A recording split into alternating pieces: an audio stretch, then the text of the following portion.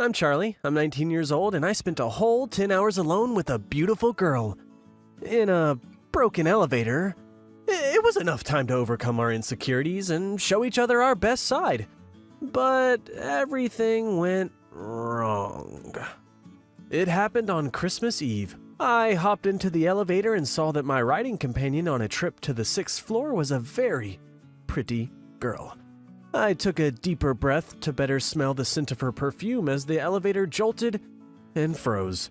I was confused, wondering what had happened as she was already trying to report the problem to the elevator service. Strange, no one's answering. I'm Dina, she said, smiling. And I'm Charlie.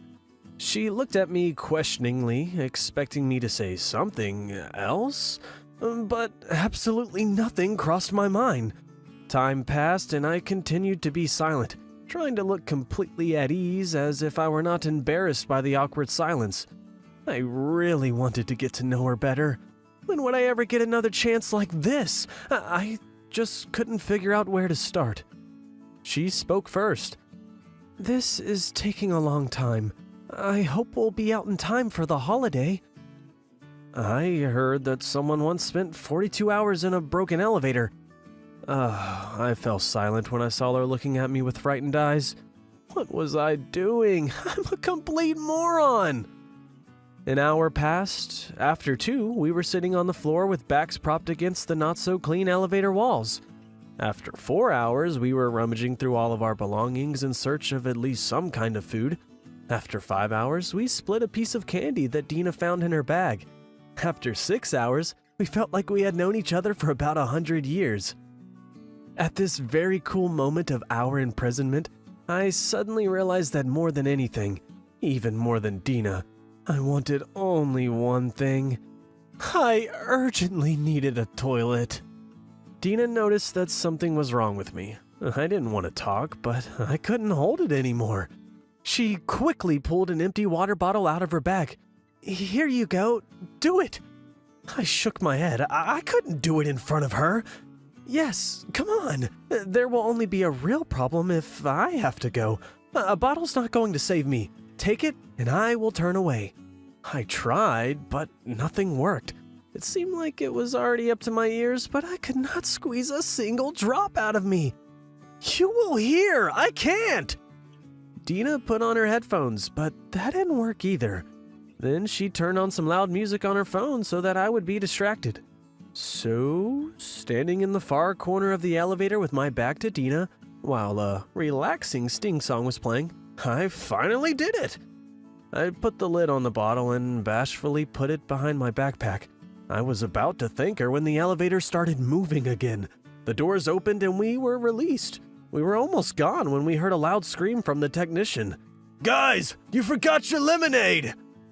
I had to go back for that damn bottle. I never got Dina's number. It was somehow a little awkward after that. So that's when we parted ways. Thank you for listening to my story.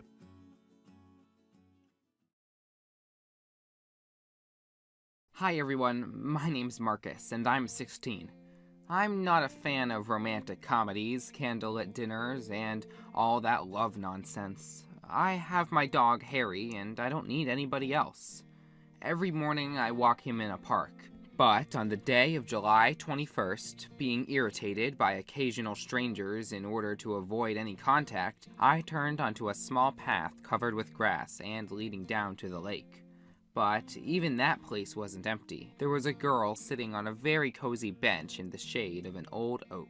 She was dressed in a long-sleeved dress, opaque tights, and closed shoes. Her thin hands were under her dark blue gloves. The whole outfit was not for that weather. Suddenly, she gave me such a simple and open look that a flicker of a smile flashed across my face. The stranger blushed and looked down embarrassed. It was clear that my uninvited appearance was quite unpleasant for her. Trying to maintain my dignity, I've stayed there for 5 more minutes and hurried to leave. The next morning, it was the same story. Our eyes met again, and there was disappointment. She must have been annoyed by the fact that I disturbed her privacy again, and I just felt bad. The only person whom I wanted to see so badly that morning was clearly not interested in my company. I kept coming back to the lake for the whole week. Neither her senseless outfit nor her frowned look and her persevering silence, nothing could overshadow my desire to see her every day. It was the time I dared to speak with her. The opportunity arose by itself. It was Sunday when she suddenly took off her glove to keep a persistent mosquito away. Right at that moment, my spaniel, as if on command, snatched it and ran away off with it into the woods. The girl's face got terrified. I was also taken aback. Not only it didn't look like Harry, but the girl's reaction left much to be desired. I rushed after the dog and hurried to return the glove. Unexpectedly, in response to that, the girl gave me a sweet and touching smile. 2 dimples showed up in her cheeks. Her face got enlightened as she spoke to me for the first time. "I'm Cass," she said. She was 15. Since that day, my life would never be the same. For the first time ever, I had a girlfriend. She was 15. Her long white hair and sweet face gave me a reason for me to be happy every day. We laughed, talked, and even argued since I was a fan of DC while she was a fan of Marvel. The whole following week was just beautiful, right until the moment when I dared to touch her for the first time. I only touched her naked hand between her sleeve and the unfortunate glove, but she drew back terrified and ran away. She didn't show up for half a month. Every morning I kept going back to the bench near the lake just to find it empty. The hope to see my girlfriend again began to fade, when Cass suddenly appeared. She was sitting at our place, as if nothing happened, as beautiful and thin as before, in her long-sleeved dress and dark blue gloves on her hands. Then she confessed to me that she suffered from a very rare disease, and almost any touch of someone else's skin against hers caused a severe allergic reaction. Not everyone's touch was so dangerous for her. She could, well, endure some handshakes, but, as it turned out, not mine. She showed me her hand. There was a red, scaly, irritated spot in the place where I touched her.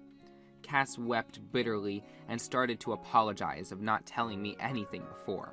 She felt sorry that she didn't cut off any contact, knowing that there's not much she could give back to me. I really wished I could console her somehow, but shocked couldn't utter a word. Unlike my dog Harry, who piercingly barked and jumped onto the bench between us, we burst into laughing and began to stroke that shaggy pimp. It's been already half a year since that conversation. During that time, I haven't even tried to hug or hold to my side the girl who I love.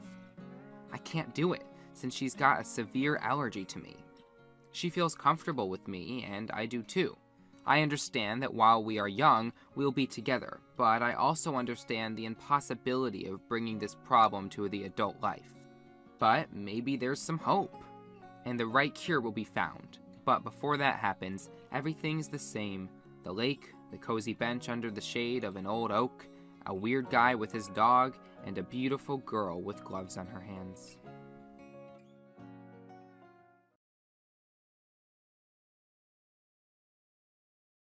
Hello, I'm Liv. I'm 22 and I always dreamed of skydiving, ever since I was a kid. My dad has done 11 jumps. When he would put me to bed when I was little, I asked him to tell bedtime stories again and again. Not about a beautiful princess, but about skydiving and the beauty of free fall. And even though I get scared just thinking about the high slide at the water park, I know for sure that I'll do it. Once, my friends and I were resting near the base of the jumps. The conversation turned to skydiving, and they said that a coward like me would never dare to do it. I gathered my courage and said that I would do it that very day. To my surprise, everyone supported the crazy idea. It wasn't actually possible to jump that day, but they were waiting for us at the base the next morning. The jump was to be from a height of 4,000 meters with an instructor. We had a short instruction session, after which I soon found myself on the plane, ready to fulfill my childhood dream. Come on, guys, the plane has to come back empty. You can do it, I heard. Dad always told me that the worst thing is not the fear of the flight itself, but a step into the abyss. I wouldn't have to do it this time. I knew that an experienced instructor would take care of everything, but with such a strong airflow at incredible speed, I could simply suffocate, and no one would be able to help me. I panicked. I remembered a long-forgotten prayer and began to frantically recite it to myself. Everyone had already jumped when my turn came. I got up at the instructor's command. My legs tightened, and I wanted to say something. I needed a little more time to gather my thoughts, but he immediately jumped without any hesitation or warning. We fell, and continued to fall. The wind whistled in my ears, beat me in the face, blew my hair, and took my breath away. A minute! I knew that freefall would last a minute. How long that is! I looked around, saw the earth getting closer, and then started nervously crying and laughing at the feeling of boundless happiness. I did it! Dad will be so proud of me! The longest, brightest, and most memorable moment of my life had come to an end. The instructor gave the command and opened the parachute. I looked up, but I didn't see the dome above us. Any second now, it'll open. We fell faster, and nothing happened. Finally, I felt a jolt. I looked up, but the dome had not opened. The instructor shouted something about the slings, about the main and reserve parachutes opening together and getting tangled. I didn't understand, comprehend, or hear anything. The earth was getting closer, and we continued to fall. This couldn't be happening! Not to me! It can't be! The ground was very close! Now we would slam into it. There was a muffled thump and then darkness. I screamed, and I heard my scream. I was alive! I was lying in sweat and tears in my bed. It was 5 on the clock. It was just a dream, a nightmare. Today was my skydive, and I had just dreamed all of that. I laughed and fell on my pillow. In the morning, I didn't go anywhere. My friends that day fulfilled my childhood dream for me, and I waited for them on the ground, at home, my bed, marred with shame and not even daring to answer the mountain of missed calls from them. I know it was just a dream, but I don't know what to do. Tell me in the comments what I should do. Jump or give up skydiving altogether. Today makes you stronger tomorrow, said my dad while I tried to convince him to change my school. He thought he was wiser than the greatest Chinese philosophers, and quite frankly, it made me sick. We are wealthy, but I don't get to reap many rewards of that wealth. My parents grew up in poverty and worked their way up. Today, my dad is a well-renowned architect, and my mom is the CEO of a major tech company. They attributed their success to the determination that came from wanting to escape a life of poverty and struggles. Unfortunately, they believed that I should struggle too, as it would help me to build character and strength. So, since kindergarten, they decided to send me to the worst possible schools imaginable. What doesn't kill you makes you stronger, my dad would always say, feeling like the wisest man who ever lived. Before I continue, don't forget to like the video and subscribe to the channel. Doing so will cause your parents to become less annoying. It really works, trust me. I'm 16 now, but at middle school, I had a horrible life. We lived in a wealthy neighborhood with amazing schools. I know this because we'd drive past them every day. I also spoke to the neighborhood kids, and they always had wonderful stories about what they'd been up to at school or about some amazing field trip they'd been on. I'd never been on a field trip because the kids at my school were too poor to afford them. My school was old, run down, and just sad overall. It didn't help that my parents drove me there in their expensive cars while everyone stared. I had the best clothes, shoes, supplies, and I guess people became jealous of me pretty easily, even the teachers. Everyone referred to me as the rich kid. They never even bothered to learn my name. Those who did talk to me only wanted to be my friend because they expected me to give them money. When they learned that my parents didn't send me to school with any, they quickly disappeared. I spent my life being bullied for something that was beyond my control. When it was time for high school, I begged my parents to send me to one of the schools in our neighborhood. I mean, if middle school sucked so badly, couldn't I at least enjoy my high school life? They shot down my idea very quickly. We've decided to send you to Milestone High School. It's quite far from here, but you can use the time spent on your journeys there to reflect on your privilege, said my mom. What privilege? I don't enjoy any perks of being rich. You two are awful, I replied. You're not rich, we are, they laughed. I was shattered, but it was no use arguing with my parents. I'd have better luck communicating with rocks. What I had to do was think about how I'd survive high school. I'd heard about Milestone High in the news. Last year, the students rioted against the staff of the school because they wanted more free time. That school was totally out of control, and most of the kids who went there were from really poor households. I thought and thought until I had an aha moment. I'm going to pretend to be poor just like them. That way they'll accept me and maybe I can have a normal life there, I thought. Before the first week of school, I chose my 4 outfits. I decided I'd wear only these clothes for at least a year. I bought 2 cheap pairs of sneakers and a secondhand backpack. On the first day of school, I asked my parents to drop me off a few blocks away from the school so I could walk the rest. No one could see our expensive car. When I arrived at the entrance of the school, I was perplexed. The place looked haunted.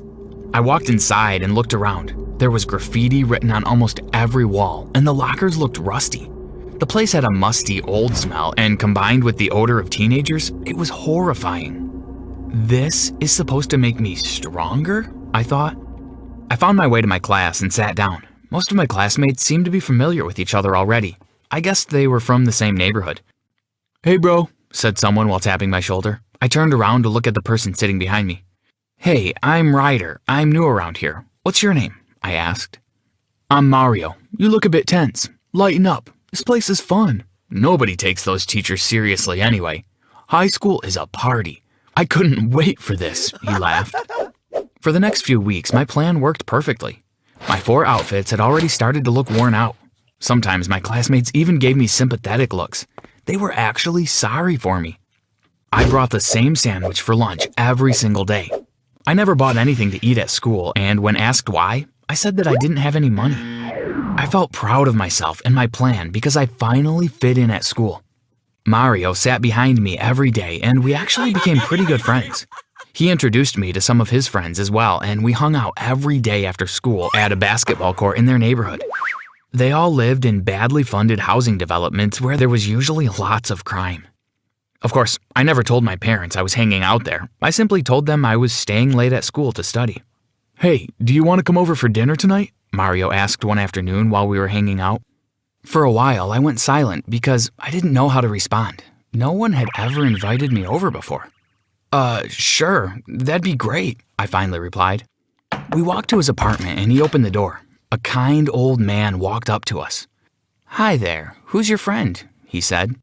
"This is Ryder. I met him at school. I brought him home for dinner tonight. Ryder, meet my grandpa," he said.